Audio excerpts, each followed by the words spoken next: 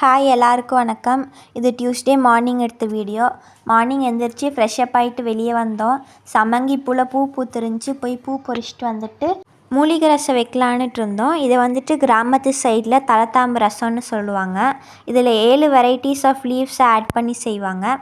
இதை வந்துட்டு அருமருந்துன்னு சொல்லலாம். இதில் வந்துட்டு சளி, கை கால் வலி, உடம்பு வலிலாம் இருந்தால் இதை சாப்பிட்டா சரியாயிரும்.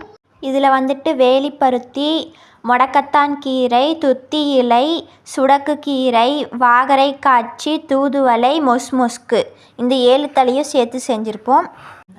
இந்த 7 இலையோட பூண்டு, மிளகு, சீரகம், வரமிளகா போட்டு நல்லா வந்துட்டு பேஸ்ட்டாக கிரைண்ட் பண்ணி எடுத்துக்கணும்.